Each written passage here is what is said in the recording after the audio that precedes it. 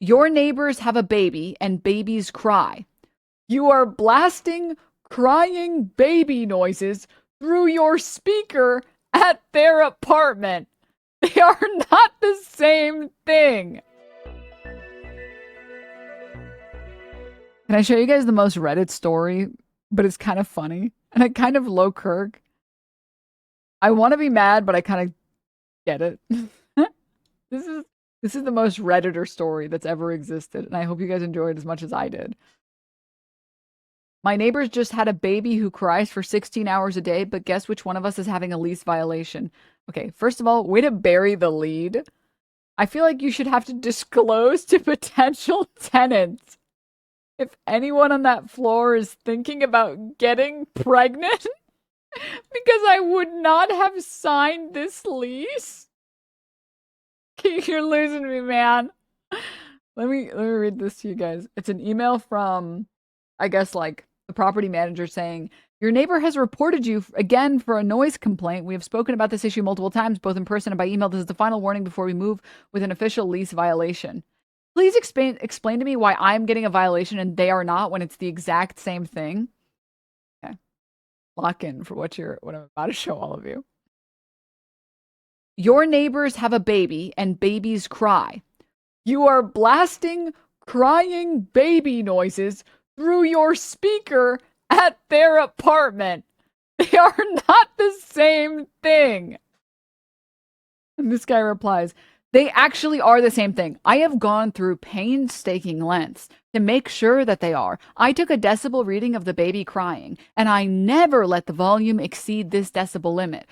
I record the times and lengths at which the baby cries, and I will play the noises for the same time and length back, just on different days. I have the speaker attached to a Roomba, and it moves around the apartment so the sound isn't always in the same place.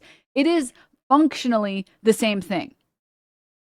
And the property manager responds, they are not the same thing, and you are harassing your neighbors. If it continues to happen, you will get a lease violation. Best, Brandy, leasing manager. All right. I gotta say something. I gotta say a couple things really quickly. First of all, the pettiness is off the chart. You're so mad about this baby crying. You bought a decibel reader and you track the hours that it fucking screams so that you can play it on the Roomba. Okay, I don't mean to be a crazy person, but let me say a couple things. First of all, it does feel like it's a similar violation. It does feel, if they're going through the lengths of recording the baby screaming for potentially hours, and they're doing it at the same level for the same hours, Loki, that is diabolical and insane. But I'm really not that mad at this person for doing it with the Roomba. Definitely mean. I mean, the noise isn't the point. It's that one can help it and one can't. Okay. Can I suggest something really quickly? I get that some babies are just probably going to cry all of the time forever. But you have to recognize that, like, if a baby is crying all day, there's got to be something you can do.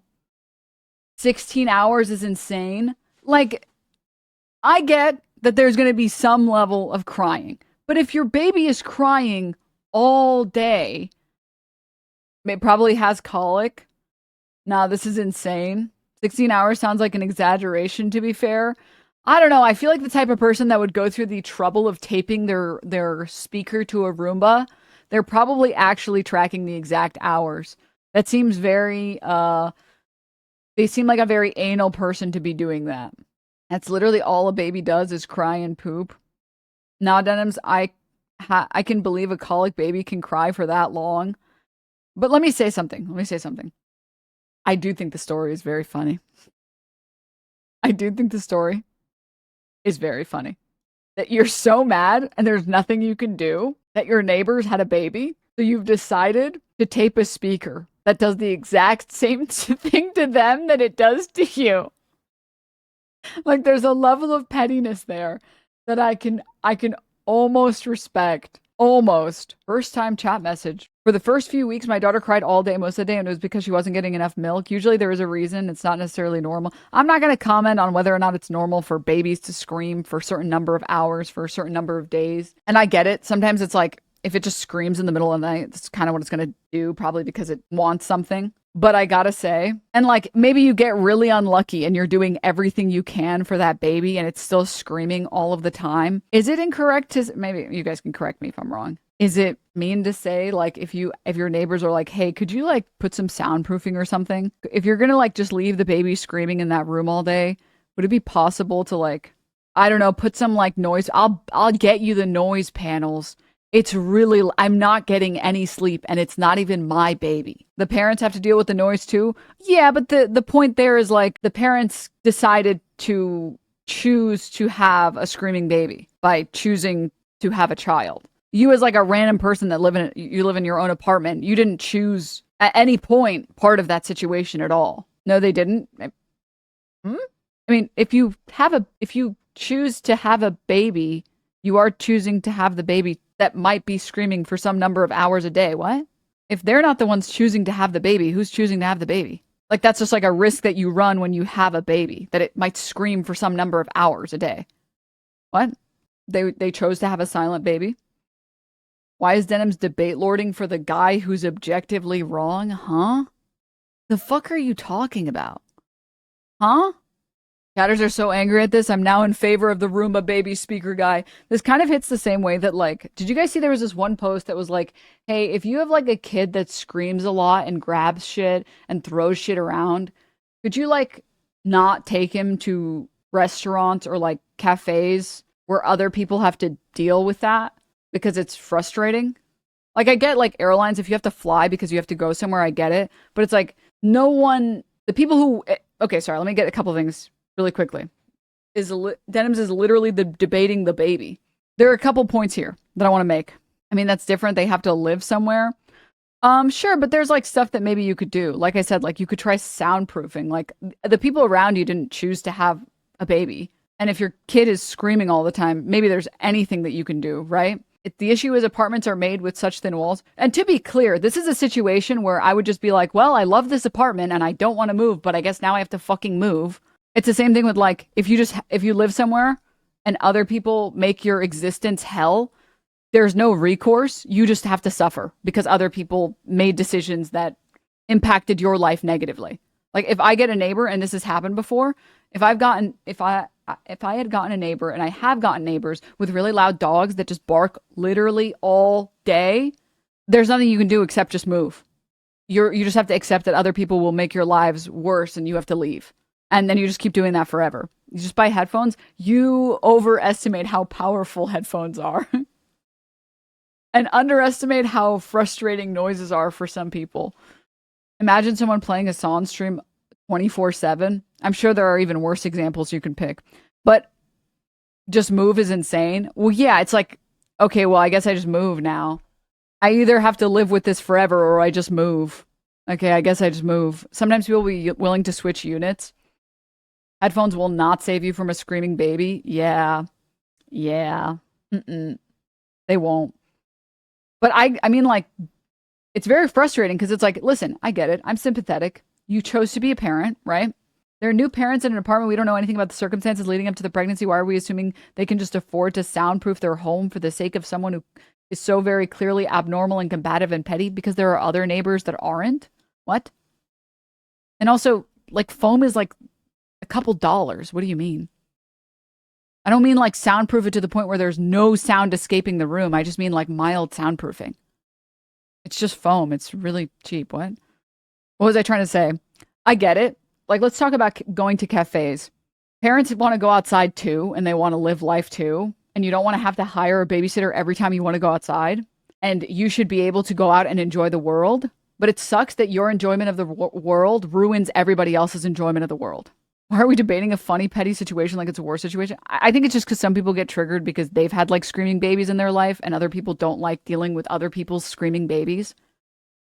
So I think it's a little offensive for the people who've had screaming babies that have negatively impacted other people around them. Also, like, can you imagine? Well, if you know, I'm not even gonna go there. It's not important. What was trying to say? Oh yeah, it just sucks because it's like your enjoyment of the world is actively destroying other people's enjoyment of the world. Like it is so frustrating. I mean, it hasn't happened that often, and like when it comes to people I don't know, I'm generally pretty avoidant when it comes to these things. But it sucks so bad to go to a restaurant or to go to a cafe and then someone else's baby is like grabbing my shit or someone else's toddler or kid or whatever is grabbing my shit and like knocking shit off my table and they're screaming and crying and it's like I get that you're tired because you have to deal with this every day seemingly, but like am I wrong to think that this shouldn't happen to me? And now I have to go somewhere else to not deal with this? Okay, I guess I'm the problem. I'll just leave even though this baby or this not baby, this toddler is just like knocking over all my shit. And I'm not going to I don't put my hands anywhere near other people or God forbid other people's children because it's like I'm not trying no, I will just leave. I will just leave. The most I'll do is like try and take my stuff so that they don't touch my stuff, but I'm not getting anywhere near you or your kid or anything like that. No, no, no. You don't get to unconsensually offload your problems onto other people. You have to get consent or it's a violation. And the thing is, it's sad because like there are people that I've spoken to who are just like, that's just the cost of living in society. It's hard to be a parent. And sometimes you just have to deal with the fact that other people's babies and other people's toddlers are going to ruin your day. It's like, oh, okay. That's kind of crazy, I guess. But, uh, okay. What? Adults do it too all day. Yeah, but there's like civil punishments for adults doing things like that, right? That's literally true, though. You would apply that standard to an adult. Why not a baby? What? Because again, there's civil punishments for like an adult, huh? Like if an adult started like knocking my shit over, there are things that I could do legally if I wanted to. What am I going to do? Sue the baby? Like sue the toddler? I'm not going to do that. It's a kid. I'm upset at the parents, but like I'm not going to what the hell? What? Also, I can yell at an adult. I can't yell at a kid. What the hell? If a human adult, a full-grown adult starts knocking shit off my table, I'd be like, "You got a fucking problem? What's the fucking problem? You want to throw hands? What the fuck? I'm not going to yell at a baby. It doesn't know what the fuck is happening. I'm not going to be like, "Fuck you, you stupid child." No, it doesn't know what's happening. I don't want to be mean to the poor kid. It's also I don't want to do anything near parenting for that child. That's not my I don't want to deal with the consequences or whatever. I've told kids to behave. I don't do that. I am completely avoidant with other people's children. You're missing out on a lot not yelling at children, obviously. I'm not doing that. I'm not doing that. Garnish the baby's future earnings. True.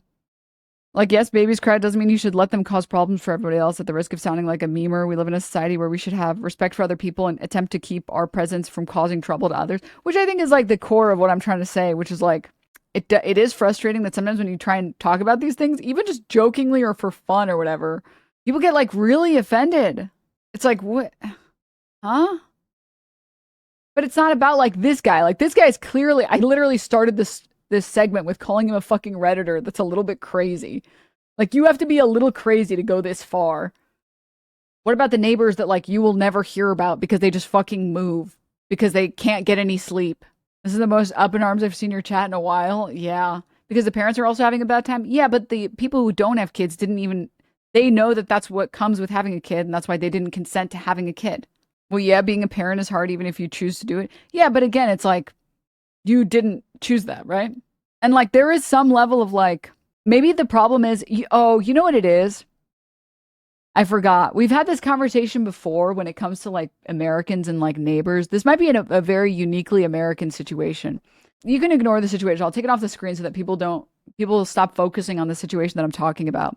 The last time that we had this conversation, I was saying that like I feel like Americans are very particular about like not wanting any communal spaces and that like it's so bizarre that like people are so isolated that the idea of like thinking about your neighbors is like it's like non-existent. Like people just assume that that's not something that should come into your calculation at all. Like it's sad that instead of having like that the dream life that you are sold as an American is to get a house and then you put all of the things that would normally be communal in your house.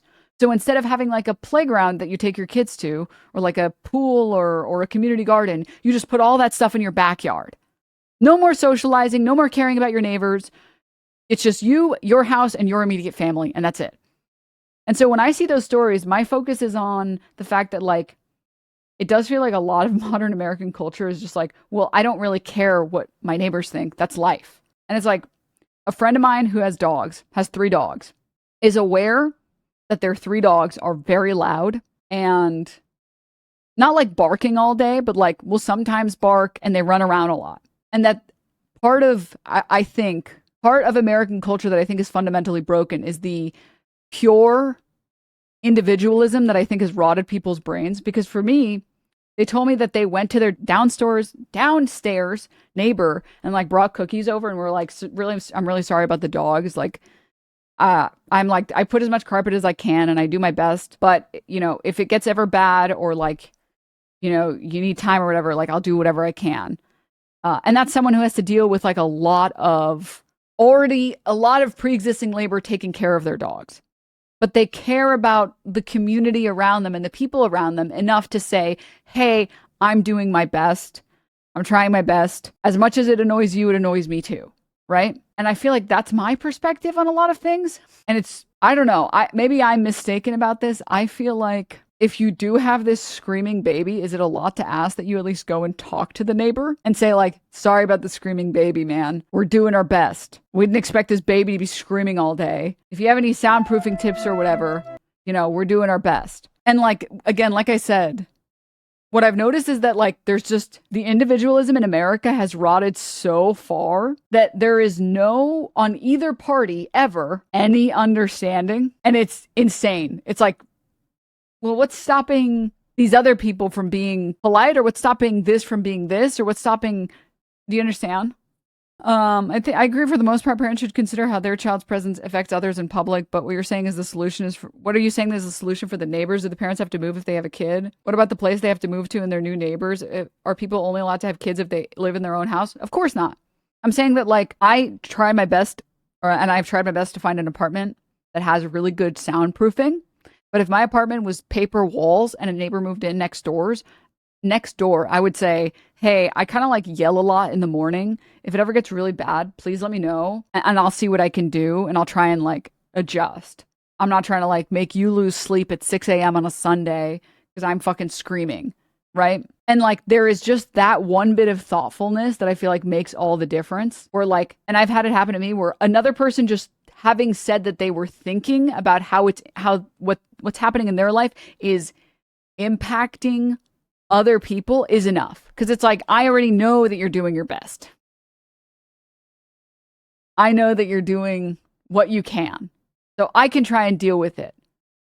When you know that the people you're dealing with are inconsiderate, it's like, oh, okay. Oh, okay.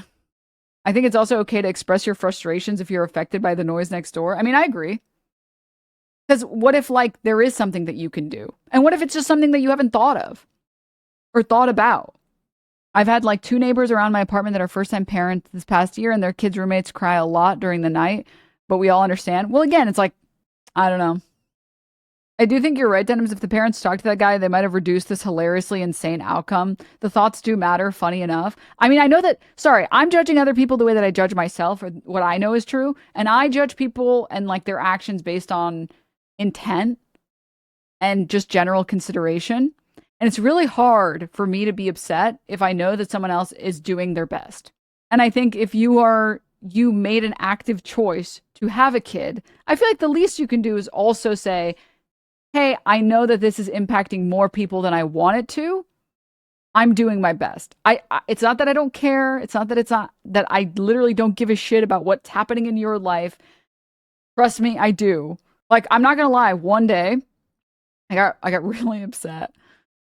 It was like straight up 2 or 3 weeks of, I swear to God, what sounded like my upstairs neighbor just moving furniture all day long. And I was like, listen, it's not annoying enough to care, but it is annoying enough that I need to know what's happening. And one day I was like, I'm going up there. And I went up there and I knocked on the door.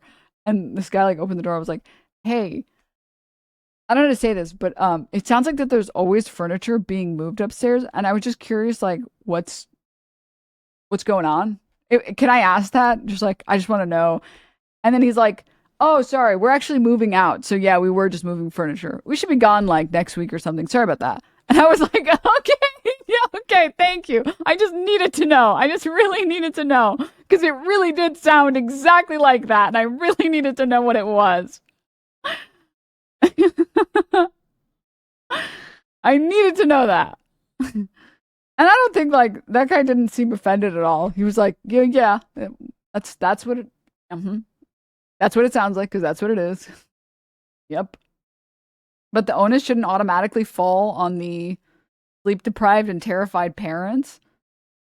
No, I think that the obligation falls on the people who chose to have that decision in the first place. What? I think that if you know that your dogs bark a lot and you're like doing your best training them, I think the obligation is on you because you signed up for it, right? I'm not saying that I don't think that the other person could attempt to de-escalate, but the reality is like, you absolutely could, right? I can't have your abortion for you. You signed up for apartment living, you don't get to be upset at having neighbors? What? Yeah, you can. What? I think it's just your job to try and de-escalate the situation. What? Girl, no one signed up for apartment living. It's like, no, girl, we can't afford a house. Who cares if the baby is crying so bad? He just moves into another apartment somewhere else. Well, yeah, but you're assuming that someone can. What about so like as much charitability as I think people give to like the parents, and they're like, what if the parent is literally dying? What if they're terrified and they're stressed and their life is getting okay? What if the person living in that apartment can barely make rent in that particular apartment? And the reason that they're renting a cheap apartment is because they can't afford anything else because they're paying for their mom's cancer in between their 4 jobs. Like, if you want to make everything as extreme as possible, like, you can make every situation as extreme as possible. What if a meteor hits? Yeah. Paying for her to have cancer? Sorry, cancer treatment. Sorry. Can't move if your credit is fucked either. No one is asking the parents to move in this scenario. Not even the Reddit guy who started this. It's just like asking for a little bit of thoughtfulness, which I think it's just like, this is like I said before, something that's really devoid of community and empathy in American culture. I feel like American culture is lacking that. People with loud, obnoxious kids should be shamed, but in a petty, funny way. Like, everyone stare at them until they realize. Dude, people with kids will be like, staring at me is ableist, and you should never stare at me just because I have a child. I mean, like I said, it's just like, there's a lot of entitlement, I feel like, in general on both sides in American culture in a sad and pathetic way. I think both sides of the argument kind of have a certain view in their head that isn't what the other is thinking of as the situation. I mean, yes. Again, we only have the Reddit complainers POV. Well, that's why I took it off the screen, because I don't feel like talking about that. Because I was just bringing that up because I thought it was funny.